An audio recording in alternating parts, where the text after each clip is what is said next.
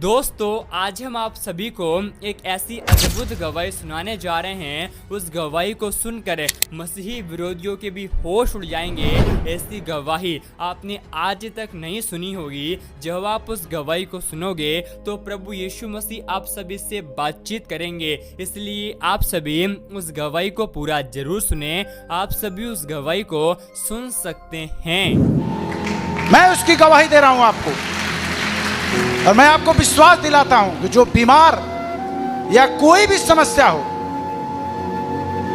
मैं गारंटी उसकी देता हूं कि अगर सचमुच आप विश्वास करोगे तो आपके शरीर से वो निकल जाएगा। क्योंकि मेरे साथ हुआ है ऐसा। मैं कुछ और कर रहा था, जीवन कहीं और बिता रहा था। लोग पैसे के लिए बहुत हद तक गुजर जाते हैं। हमने भी वही काम किया। चोरी नहीं करोगे तो धन कहां से आएगा? मारोगे नहीं तो गुंडा कैसे कहलाओगे? हमारे भी यही ख्वाहिश थी। हमने भी वही काम किया, लेकिन हमको पता नहीं था कि ये किसी की नजर में बुरा है। Hallelujah, hallelujah. यीशु मसीह ने कहा कि अपने मन को फिरा ले, लौट आ मेरे पास। लेकिन इससे पहले कोई कहने वाला नहीं था। मैं कुछ बातें ऐसे कहूंगा, आप समझ जाना। मैं अपने आप को बड़ा पुजारी समझता था, काफी भक्ति करता था मैं अपने जाने में। लेकिन धीरे धीरे मैं बीमार होने लगा। मैं अपने माता पिता का इकलौता पुत्र हूं, किसी चीज की घटी नहीं थी। और मैं ऐसे जगह पर था कि जहां बड़ी नाम और शोहरत था, बदमाशों में नाम गिना जाता था। लेकिन मैं हकीकत बता रहा हूं, जब मेरी मौत सर पर आई तो कोई बचाने वाला। मैं नदी नाला पहाड़ बड़े बड़े मंदिर मजारों में गया। जो चाहा, जो जिन्होंने चाहा मैं उनको दिया, चढ़ाया। पैसा से लेके जो भी, मैं कुछ अपने इस शरीर को बचाने के लिए उठा नहीं छोड़ा हूं। मैं आपसे सच सच कहता हूं। अगर कोई विश्वास न करे तो मेरे गांव में भी जाके पूछ सकता है, इसमें से मैं झूठ नहीं बोल रहा हूं। मैंने सब कुछ करके हार गया। मेरी शरीर पीला पड़ गई थे। जो आज इतना हैंडसम देख रहे हैं, ये यीशु मसीह जिंदा है, उसने दिया है मुझे, और यही सुनाने के लिए दिया है। उसने कहा इस छोर से लेके उस छोर तक गवाह होंगे। तो मैं उसमें का गवाह हूं, मैं उसमें का गवाह हूं जिंदा। आज जो बोल रहा हूं ये उसकी दया है। मैं 12 लाख का दवा खाया हूं, 12 लाख का। 17 टैबलेट इस बार, 17 टैबलेट शाम को। आधी रोटी 2 दिन में 1 दिन खाता था मैं। वो मेरी दशा हो गई थी। लेकिन मुझे पता नहीं था कि ये क्यों हो रहा है। सबको तो कर लिया, पुजारी भी बन लिया, पहाड़ों पर चला गया, बाबा को बुला लिया, ओझाई करवा लिया, सारे भूत को भी पकड़ लिया, लेकिन एक भी बाल टेढ़ा नहीं हुआ। और मेरा कदम मौत की तरफ। सबसे बड़ी बात कि मैं 9 महीना रात दिन मिलाकर सोया नहीं था। 9 महीने तक इसी तरह ताकता था मैं। रात को सब लोग सो जाते थे, मैं अपने बच्चों का मुंह देखकर ऐसे ही पूरी रात बीत जाता था। सुबह उठकर खेत की तरफ जाता था। इतनी घबराहट होती थी कि लगता था कि अभी प्राण निकल जाएगा। फिर घर आता था, बाजार जाता था, डॉक्टरों का नाम पूछता था। लोग बड़े बड़े डॉक्टरों का नाम बताते थे, मैं उनको जाकर दिखाता था, डॉक्टर साहब मेरी ये समस्या है। तो कोई ड्रग्स की गोली 125 कोई खाया होगा तो उसको मालूम होगा 125 mg कितना होता है। अगर 1 हफ्ता कंटिन्यू खा लो तो ये ब्रेन सुन्न हो जाएगा। मैं कई महीने तक वो खाया, कोई असर नहीं, आंख बंद ही नहीं होती थी। मैंने इतनी बुरी परिस्थिति में था, कोई सूझ नहीं रहा था, कोई रास्ता नहीं सूझ रहा था, न कोई पीर पैगंबर साधु महात्मा कोई काम आ रहा था मेरे। लेकिन एक व्यक्ति, ये जो नाम है यीशु नाम, ये सच सच मैं कहता हूं कि ये धरती के ऊपर आकाश के नीचे सिर्फ एक ही नाम है जिससे पापी पाते हैं उद्धार। उस पापी में मैं एक पापी था, लेकिन मुझे ये पता नहीं था कि मैं पापी हूं। मैं बड़ा धर्मी समझता था अपने आप को। किसी ने बताया, मैं चर्च में जाकर जब बैठा देखा वहां क्या लिखा हुआ था, यीशु मसीह का एक वचन लिखा हुआ था।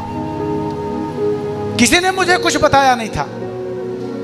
वहां लिखा हुआ था कि हे सब परिश्रम करने वालों, बोझ से दबे हुए लोगों, मेरे पास आओ, मैं तुम्हें विश्राम दूंगा। अरे मैं तो आराम खोज रहा हूं, किसी ने नहीं दिया। यहां लिखा हुआ कि मैं तुम्हें विश्राम दूंगा। कैसे विश्वास होगा कि तू मुझे विश्राम देगा? मैंने तो इतने लोगों को अपना माँ, अपना बाप, अपना पीर पैगंबर बना लिया, किसी ने साथ नहीं दिया। तू कह रहा है कि मेरे पास आ। मैं हकीकत बता रहा हूं आपसे, सच सच, कि मैं अपने पत्नी का, कहते हैं ना जब मौत सर पे मंडराती है तो किसी को अनुभव हो जाता है कि अबे मरने वाला है। मैं अपने पति का चेहरा रात को पत्नी का देखा, मैंने कहा अब इसको भी लगता है कि मैं मर जाऊंगा। इसलिए कह रही है कि कोई कुछ कह रहा है तो कह रही है कि चलो वहां चलते हैं। मैं उसका दिल रखने के लिए सच सच बता रहा हूं कि चर्च में गया था, कि मरने के बाद कहीं ये दोष न लगा दे कि मैंने एक बार कहा और उन्होंने गया नहीं तो आज बच जाती। मैं वहां गया, पत्नी को दिखाया कि देखो लोग बैठे हुए हैं। मैं सही बता रहा हूं कि एक एक बातों पर ध्यान देना ये परमेश्वर का शब्द है। एक शब्द मैं बता रहा हूं ना, एक वचन आपको बचाने के लिए काफी है। उस पहाड़ों को ढाने के लिए एक वचन काफी है। जिस तरह वो वचन मेरे हृदय में आया, मैं बता रहा हूं विश्वास तो नहीं था कि ये मुझे बचाएगा। मैं वो दिन बिताकर घर चला गया। मैंने कहा चलो हो गया तुम्हारी वाली? बोले हाँ चलो हो गया। लेकिन 4-6 दिन के बाद फिर संडे आता है ना, तो किसी को चिंता होती है कि यार चर्च चलना है, यार कोई काम नहीं करना। लेकिन मुझे वो पता नहीं था। लेकिन मैं सही सच सच बताता हूं कि परमेश्वर ने कहा कि एक दूत है जो तुम्हारे पीछे चलता है। वह स्वर्ग से परमेश्वर की ओर से आता है। और जब रविवार आया, जब 9 बजा, तो कोई मेरे कान में कहता था कि आखिर में तू घूमेगा ही ना यहाँ वहां, चल चर्च में। मैं अपनी पत्नी को बोला चल नहा ले, एक बार फिर चलते हैं। मैं फिर गया उसके साथ। 4 बार वहां गया। एक मुर्दे व्यक्ति को सोए हुए देखा। उसके अंदर ब्राउन टीबी थी। जो हड्डी के अंदर मज्जा होती है वो खत्म हो जाती है, वो कीटाणु खा जाते हैं। उसके अंदर ताकत नहीं थी, ऐसे लेटा था, पेची से रेफर था वो। उसकी पत्नी बाहर रो रही थी। मैंने कहा देखो ये आंसू बहा रही है, वहां उसकी सांस निकलने वाली है। ये पागल है कि औरत है, वो मरने वाला लेके घर जाना चाहिए ना उसको। अपनी पत्नी को दिखाया, देखो यहाँ क्या है, यही तो है। बोले सर चलो ठीक है कोई बात नहीं। 5वें हफ्ते में जब मैं गया तो उस व्यक्ति को चलते हुए मैंने देखा। चलते हुए जब मैंने देखा, उसने कहा कि मैं आज 7 रोटी खाया हूं। मैंने कहा अगर ये मुर्दा जिंदा हो सकता है तो यीशु मुझे क्यों नहीं जिंदा करेगा? मैं आपसे सच सच कहता हूं कि मैंने जाकर उस फोटो पर ताका, कहा अगर तू मेरा बाप है, अगर तूने धरती को बनाया है तो मुझे जिंदा करके दिखा। मैं पक्का है कि मैं तेरा चेला बन जाऊंगा और तेरी सेवा करूंगा। मैं किसी को नहीं जानूंगा। मैं हकीकत आपसे बताता हूं। विश्वास, वो कहता है विश्वास कर तब तू मेरी महिमा को देखेगा। और पास्टर जी कहते हैं ना बाइबल डेली पढ़ना। मुझे पता नहीं था वो चीज लिखा हुआ था कि ये सब परिश्रम करने वाले बोझ, किस चीज का बोझ था मुझे भी नहीं पता। मेरा पाप जो मैंने गाली दिया, मैं दिन भर में 500 गाली देता था। बदमाशों का काम क्या है? गाली देना, मारना, लूटना। मैं वही काम करता था। मैं अपने आप को बड़ा धर्मी समझता था। दिन भर झूठ बोलता था। हाँ, किसी बहन बेटी के ऊपर गलत निगाहें डालता था। ये पाप नहीं है, ये पाप की श्रेणी में आता है। लेकिन मुझे पता नहीं था। जब मैं नया नियम पढ़ने लगा तो मैं हकीकत बता रहा हूं आपसे, जब उसको पढ़ता था कि व्यभिचार मत करना, बाइबल फेंक देता था। अरे इसमें ऐसे कैसे लिखा है? परमेश्वर ऐसे कहता है। फिर दूसरे दिन उठाता था, उसमें लिखा था चोरी मत करना। अरे हम तो रोज चोरी करते थे। मैं बता रहा हूं कि मैं धीरे धीरे वो चीज मेरे अंदर जाने लगी। मैंने जो चीज देखा है उसका मैं अनुभव आपको बताता हूं। कि जब बाइबल आप पढ़ते हो ना, इसमें से किरण निकलती है, वो ताकत निकलती है जो आपके शरीर में जाती है, और वही है जो आपको चंगा करती है। और मैंने अपनी आंखों से उसे देखा है। फिर मेरा धीरे धीरे उसमें विश्वास जाने लगा कि यार, लगता है कि मैंने सब कुछ तो कर ही लिया है, तो इसको भी करके देख लेते हैं। पर यह पता नहीं था कि ये जाति धर्म से अलग है। बाद में मालूम हुआ। हमने कहा पहले जान तो बचाओ, फिर बाद में देखते हैं जो होगा। तो हमारे साथ हमारे गांव में बहुत लोग जाते थे, लोग धीरे धीरे छोड़ दिए, हम उसी में लिपटे रह गए। लिपटने का मतलब ये हुआ कि पास्टर जी बोलते हैं, पास्टर जी के ऐसा नहीं है, वो रोज जो बोलते हैं उसमें से एक चीज आप ग्रहण कर लो। मैं नजदीक से, मैं गवाही, मैं दिन भर बताऊंगा, आप दिन भर सुनोगे, इतनी मेरे पास है, लेकिन मैं थोड़ा थोड़ा बता रहा हूं आपको विश्वास जताने के लिए कि जो ब्रदर बोलते हैं उस बातों पर हमें ध्यान देना चाहिए कि आखिर में वो क्या कह रहे हैं। वो कह रहे हैं स्वर्गदूत होते हैं, तो आपको विश्वास करना है स्वर्गदूत होते हैं। और मैं आपको विश्वास दिलाता हूं कि स्वर्गदूत हैं, वो हमारे साथ साथ चलते हैं। मैंने अपनी आंखों से देखा है, उस पर मैं विश्वास करके बता रहा हूं आपको कि जब ब्रदर बोलते थे कि आप बाइबल पढ़ो, अब्राहम से परमेश्वर ने वादा किया था और अब्राहम से परमेश्वर रूबरू बातें करता था। मैंने विश्वास जताया कि अगर तू इनसे बातें करता है जो तेरी अगुवाई करते हैं, तो मैं भी तो वो हूं जो अपने पापों को आज मान रहा हूं। मैं चोरी करना छोड़ दिया, गाली देना छोड़ दिया, तो क्या प्रभु तू मुझसे भी बातें करेगा? मैं आपको हकीकत बताता हूं कि वो सचमुच उसी तरह बातें किया जिस तरह अब्राहम से परमेश्वर ने बात किया। रात को हालेलुया हालेलुया, मैं 6 महीने तक चर्च में जाता रहा। मैंने कहा प्रभु मुझे कब चंगा करोगे आप? मेरी पत्नी कहती थी वो आप चंगे हो रहे हो क्योंकि आपका शरीर पीला था, वो काला हो रहा है। हमने कहा मुझे ये तसल्ली दिला रही है कि तुम मरो ना।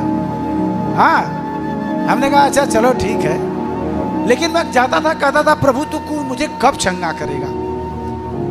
एक दिन जो विश्वास मेरे अंदर था कि जो वो बोलता है वो पक्का कि मेरे साथ होगा।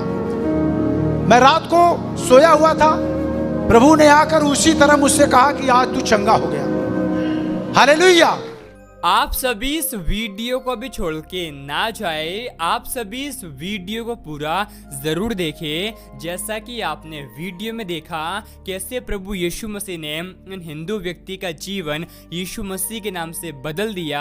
आप सभी को हम बताना चाहते हैं, प्रभु यीशु मसीह का वचन बताता है हमारा यीशु मसीह इस जगत में धर्मियों को बचाने के लिए नहीं बल्कि पापियों का उद्धार करने के लिए आया है। जो लोग इस संसार की गंदगी में पड़े हुए हैं उनसे हमारा प्रभु यीशु मसीह बहुत प्यार करता है। और परमेश्वर का वचन बताता है सत्य को तुम जानोगे तो सत्य तुम्हें स्वतंत्र कर देगा, लेकिन मसीही विरोधी सत्य को नहीं पहचानते और मार्ग सत्य जीवन हमारा यीशु मसीह है। जो लोग यीशु मसीह के नाम का मजाक उड़ाते हैं, परमेश्वर का वचन उनके बारे में कहता है धोखा मत खाओ, क्योंकि परमेश्वर ठट्ठों पे नहीं उड़ाया जाता, क्योंकि मनुष्य जो कुछ बोता है वही काटेगा भी। मसीह विरोधियों को हम कहना चाहते हैं आने वाले समय में हर एक मसीह विरोधियों का घुटना प्रभु यीशु मसीह के सामने जरूर झुकेगा, क्योंकि परमेश्वर का वचन कहता है आकाश और पृथ्वी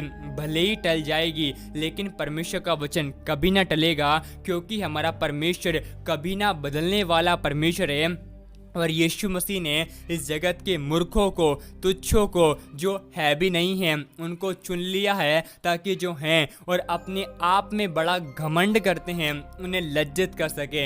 हम आपको कहना चाहते हैं जब लोग आपका विरोध करते हैं, जब मसीह सताव आपके जीवन में आता है, उस समय अपना भरोसा प्रभु यीशु मसीह के वचन पर रखें, क्योंकि परमेश्वर का वचन बताता है धन्य हो तुम जब मनुष्य मेरे कारण तुम्हें निंदा करे, तुम्हें सता बताए तब आनंदित और मगन होना, क्योंकि स्वर्ग में तुम्हारे लिए बहुत बड़ा प्रतिफल है। इसलिए हम आपको कहना चाहते हैं, परमेश्वर का वचन बताता है हमें मसीही विरोधियों के लिए प्रार्थना करनी है, क्योंकि परमेश्वर का वचन बताता है इस संसार के ईश्वरों ने ईसाई विरोधियों की आंखों को अंधा कर दिया है, ताकि सत्य जो कि हमारा यीशु मसीह है उसे ना पहचान पाए। हम आपको कहना चाहते हैं, आपको ये गवाही कैसी लगी आप हमें कमेंट में जरूर बताएं। और भारत का संविधान एक व्यक्ति को अपने धर्म का प्रचार करने की पूरी स्वतंत्रता देता है, लेकिन मसीह विरोधी ऐसे हैं जो कि प्रार्थना सभाओं में जाकर मसीह लोगों को सताते हैं।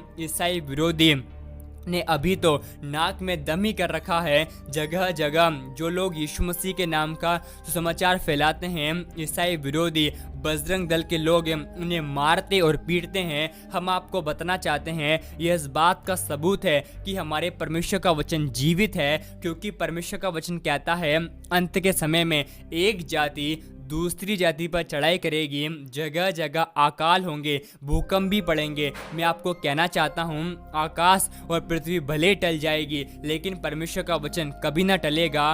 वीडियो को आगे देखने से पहले अगर आप सभी प्रीमियम क्वालिटी की बाइबल खरीदना चाहते हैं, जैसा कि आप सभी देख सकते हैं, अगर आपको ऐसी अच्छी बाइबल चाहिए तो आप हमें व्हाट्सएप पर मैसेज ज़रूर करें। आप हमें कॉल भी कर सकते हैं। अगर आपको बाइबल का कवर भी चाहिए तो आप हमें ज़रूर बताएं। परमेश्वर आप सभी के साथ हैं। आप सभी इस गवाही को एक व्यक्ति के साथ ज़रूर शेयर करें, ताकि वह व्यक्ति आपके द्वारा सच्चाई को पहचान सके और नरक की आग से बचाया जाए। परमेश्वर आपको आशीष दे।